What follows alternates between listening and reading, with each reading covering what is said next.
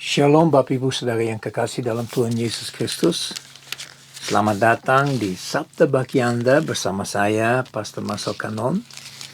Dan kita hampir selesai bicara tentang dasar yang teguh.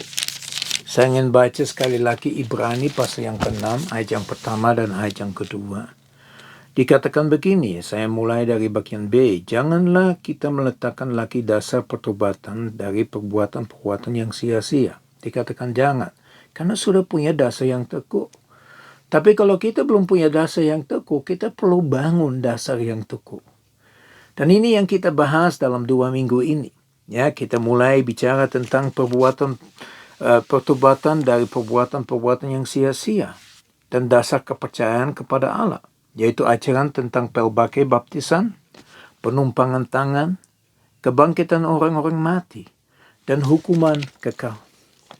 Dan kemarin saya sudah mulai bicara tentang hukuman yang kekal. Kita harus tahu ada 2 bagiannya. Hukuman yang Tuhan berikan, ya, hukuman kekal, dan itu atau hidup yang kekal atau mati yang kekal. Ya, hidup yang kekal diberikan kepada kita. Ya, ini sesuatu yang sungguh yang luar biasa. Atau mati yang kekal. Ya, itu bicara tentang kematian yang kedua di dalam Wahyu pasal yang ke-21 ayat yang ke-8. Ya, itu bahas tentang lautan mati. Ya. Jadi seringkali saya berkata sekarang, sekali hidup, sekali lahir, 2 kali mati. 2 kali lahir, sekali mati. Karena yang kedua kalinya hidup, ya, lahir yang kedua kali itu menerima Yesus sebagai Tuhan dan Juru Selamat. Dan kalau kita benar-benar ada di dalam Yesus, tidak ada hukuman, ya, tidak ada hal seperti itu, karena Tuhan akan memberikan hadiah kepada kita. Jadi ada beberapa hal yang saya mau sampaikan pada hari ini, yaitu kita lihat di dalam 1 Tesalonika pasal yang keempat. Ya, 1 Tesalonika pasal yang keempat, saya akan baca ayat yang ke-16 dan 17. Dan dikatakan begini, sebab pada waktu tanda diberi, yaitu pada waktu penghulu malaikat bersuruh dan sangkakala Allah berbunyi, maka Tuhan sendiri akan turun dari surga, dan mereka yang mati dalam Kristus akan lebih dahulu bangkit. Sesudah itu kita yang hidup, yang masih tinggal akan diangkat bersama-sama dengan mereka dalam awan menyongsong Tuhan di angkasa. Demikianlah kita akan selama-lamanya bersama-sama dengan Tuhan. Yang mati di dalam Kristus, kemudian kita yang di dalam Kristus, bersama-sama kita diangkat menuju ke Tuhan Yesus.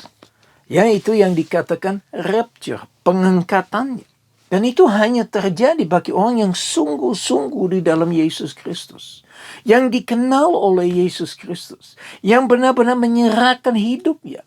Mati bagi dunia. Mati bagi keinginan-keinginan yang ada di dalam dunia. Kesenangan-kesenangannya. Tapi benar-benar berada di dalam Kristus Yesus. Kalau Anda benar di dalam Kristus Yesus, Anda adalah ciptaan yang baru. Yang lama sudah berlalu. Dan yang lama sudah datang. Jadi kita yang ada di dalam Kristus akan diangkat sebelum 7 tahun sengsara. Ya, katakanlah ke-7 tahun sengsara tidak akan dialami oleh mereka yang sungguh-sungguh di dalam Kristus Yesus. Luar biasa, bukan? Dan Tuhan itu adil. Bapak Ibu Saudara yang kekasih dalam Tuhan Yesus, cuma ada 2 hal. Hidup yang kekal, mati yang kekal. Gak ada yang di tengah. Ya, ingat, ada 2 jalur. Jalur yang panjang lebar, ya, rombongan yang naik, tapi kematian kekal. Dan jalan yang sempit, sedikit orang yang naik. Dan akhirnya apa? Mati yang kekal. Bapak Ibu Saudara yang kekasih dalam Tuhan Yesus Kristus, saya ingin baca dari Wahyu pasal yang ke-22, hampir di akhir daripada firman Tuhan. Ya, dikatakan di dalam Wahyu pasal yang ke-22, ayat yang ke-12. Ya, saya akan cari karena saya pakai Alkitab yang langsung. Dikatakan begini, sesungguhnya aku datang segera dan aku membawa upahku untuk membalaskan kepada setiap orang menurut perbuatannya. Ini Yesus. Yesus akan kembali. Ya, dalam Yohanes dikatakan dia naik mempersiapkan tempatnya untuk kita, tapi dia juga akan turun kembali. Ya, di dalam Kisah Para Rasul, malaikat-malaikat berkata sebagaimana Tuhan naik, begitu dia juga akan balik. Dan di sini dikatakan dia akan kembali untuk memberikan upah. Ya, untuk memberikan upah sesuai dengan perbuatannya. Sesuai dengan yang kita lakukan. Itu namanya mahkota.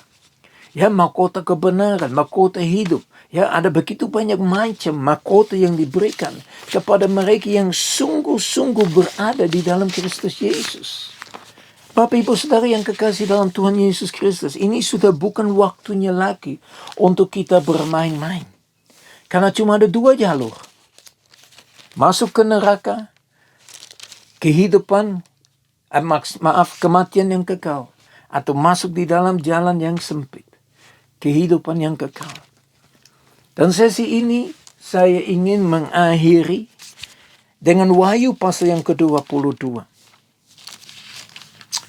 Karena di dalam Wahyu pasal yang ke-22 dikatakan begini. Ayat yang ke-12 sampai dengan ayat yang ke-15. Perikop berkata hukuman yang terakhir. Dan ini paling terakhir. Ya, yang sudah ada bersama Yesus, akan memimpin bersama Yesus. Ya, ingat yang ada bersama Yesus adalah mereka yang dipanggil, dipilih, dan setia. Setia sampai akhir. Ayat 12 dari Wahyu 20. Dan aku melihat orang-orang mati, besar dan kecil, berdiri di depan tata itu, lalu dibuka semua kitab. Dan dibuka juga sebuah kitab lain, yaitu kitab kehidupan. Dan orang-orang mati yang dihakimi menurut perbuatan mereka, berdasarkan apa yang tertulis, apa yang ada tertulis di dalam kitab-kitab itu. Maka laut menyerahkan orang-orang mati yang ada di dalamnya, dan maut dan kerajaan maut menyerahkan orang-orang mati yang ada di dalamnya. Dan mereka dihakimi masing-masing menurut perbuatannya. Lalu maut dan kerajaan maut itu dilemparkanlah ke dalam lautan api. Itulah kematian yang kedua, lautan api. Dan setiap, ayat yang ke-15, dan setiap orang yang tidak ditemukan namanya tertulis di dalam kitab kehidupan itu, dilemparkan ke dalam lautan api. Sedih?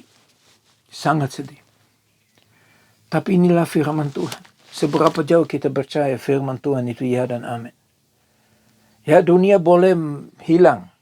Ya, dunia boleh goyang. Dunia boleh diambil. Tapi firman Tuhan itu tetap selama-lamanya. Jadi hari ini, ya, kita mengakhiri pembicaraan tentang Ibrani pasal yang ke-6. Tentang dasar yang teguh. Bapak Ibu Saudara yang kekasih dalam Tuhan Yesus Kristus. Akhir daripada dasar yang teguh ada hukuman kekal. Apakah kita siap menghadapi Yesus Kristus sebagai Tuhan dan Juru Selamat? Perbuatan-perbuatan yang kita lakukan, apa itu menyediakan upah bagi perbuatan itu? Atau perbuatan-perbuatan kita begitu jahat atau tidak berkenan di hadapan Tuhan, dan nama kita tidak dicantumkan di dalam buku kehidupan. Akhirnya kita dilemparkan ke lautan mati. Memang berita ini enggak enak untuk didengar. Dan sulit diterima kalau kita cuma memikirkan dan fokus kepada pikiran kita. Mari hari ini, izinkan Roh Kudus bicara. Izinkan Roh Kudus bicara ke dalam hati kami masing-masing.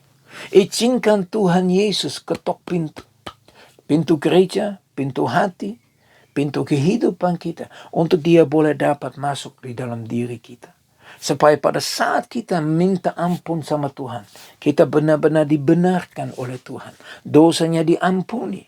Ya, supaya pada saat kita atau mati atau diangkat, kita dapat bertemu bersama dengan Yesus. Dan mahkota-mahkota disediakan untuk kita semua. Saya berdoa supaya Anda benar-benar siap. Seperti mempelai mempersiapkan diri untuk bertemu dengan mempelai laki-laki. Mari kita berdoa. Bapa kami yang di surga, kami bersyukur dan memuliakan Engkau Tuhan. Terima kasih Bapa untuk firman yang kami boleh dengar Tuhan. Memang Tuhan, kalau kami lihat firman yang kami terima, firman Tuhan itu ya dan amin. Ada yang baik, ada yang buruk, ada yang enak, ada yang gak enak. Tapi Tuhan, Engkau memberitahukan semua karena Engkau adalah Tuhan yang adil. Engkau tidak pernah memaksa diri untuk kita. Engkau selalu mengundang kita untuk datang kepada Engkau, untuk menerima Engkau, untuk menyelidiki Engkau, untuk benar-benar berjalan bersama-sama dengan Engkau. Tapi kami juga tahu kalau di dalam firman Tuhan dikatakan cuma ada 2 jalur. Lebar dan banyak orang naik. Tapi akhirnya kehidupan yang tidak diinginkan banyak orang, yaitu kematian kekal. Tetapi begitu juga adalah jalan yang sempit. Tidak banyak orang bisa masuk. Hanya orang yang satu persatu. Dan upahnya adalah hidup yang kekal. Hari ini Bapa, kami minta pertolongan daripada Engkau.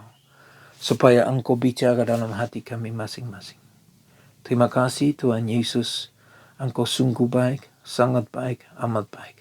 Dan kami ingin memuliakan Engkau atas segala sesuatu yang Kau lakukan. Dalam nama Yesus kami sudah berdoa. Haleluya. Amin.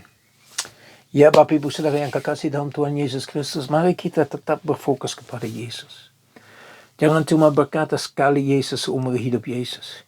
Tapi kita benar-benar berjalan di atas segala-galanya. Ya, tolong jangan keraskan hatimu kalau Anda mendengarkan sesuatu yang tidak enak didengar.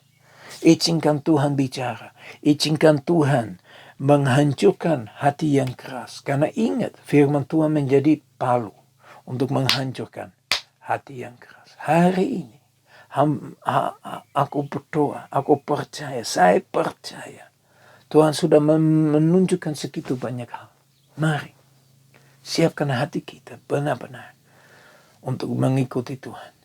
Saya berdoa supaya berkat dari Allah Bapa kami yang di surga, kasih yang sempurna di dalam Yesus Kristus, persekutuan yang manis dengan Roh Kudus, menyertai kita semua. Mulai saat ini sampai Maranatha Tuhan Yesus datang kembali, sampai selama-lamanya. Ya, Anda diberkati, maju terus bersama Yesus, sampai ketemu lagi pada hari Senin. Tuhan Yesus memberkati. Shalom.